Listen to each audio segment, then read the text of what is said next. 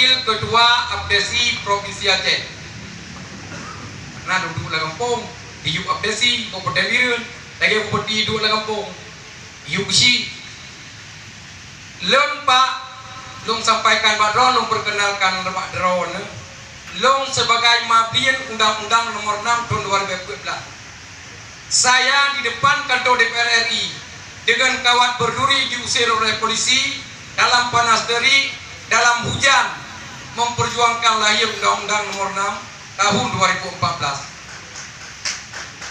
Saya sangat sedih Pak, dengan segala aturan dan lengkap diatur berdasarkan undang-undang tersebut sebagai pengganti Undang-Undang Nomor 32 Tahun 2004, yang renyong berpijak pada Undang-Undang Nomor 6 Tahun 2014, semuanya sudah lengkap diatur. Mari Pak Long sarankan menyajut Long haba Pak Bupati Bono maklum sih bahwa dengan WA potong-potong yang sebenarnya potong pangkasnya sudah menjadi istilah kita Pak. Maksud kamu kan potong bukan lagi DPR dipangkas anggaran. Jadi kamu kun pangkas, kamu pikun pangkasin ya, kan berarti membegahkan engkau. Maka kita harapkan sebagaimana amanah ketua PP nomor 11 itu jangan kita akan gugat, karena itu berasal dari Undang-Undang Nomor 6 Tahun 2015 yang dengan panas terik, dengan segala cucur keringat Pak, kita perjuangkan. Kurangnya baru 2010 kita baru menikmati Pak, menikmati bukan le lagi kamu pinang baru joblah Pak. Semua harapan tertumpuk di atas, terus telinga celuh lewu.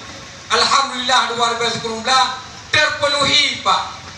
Kurangnya kahana Pak Bapak Mutua drone selaku pemerintah kabupaten, tidak ada kurangnya kami pemerintah desa Pak, sama-sama pemerintah kita dapat merenungkan semua nasib manusia ini, semuanya sama Pak, semua kebutuhan manusia ini sama. Harapan kamu Pak, harapan kamu Bapak Ketua, hanya lupa Pak engkau dalam segala upaya Bapak Bupati ini kita harapkan, karena kita punya harga mati di PP nomor 11. Baik engkau Pak, dengar bahwa mana lo, mau tahu ya dipegang Pak lo macam-macam itu. Perubahan nggak tepung pegang, mungkin ada baca ya lo Pak. Orangnya Pak dana taktis kepada desa tidak ada, dengan uang 2.400.000 itu yang telah diberikan kepada kami Pak, mengepang jamai hantar. Orangnya terpangkas lagi.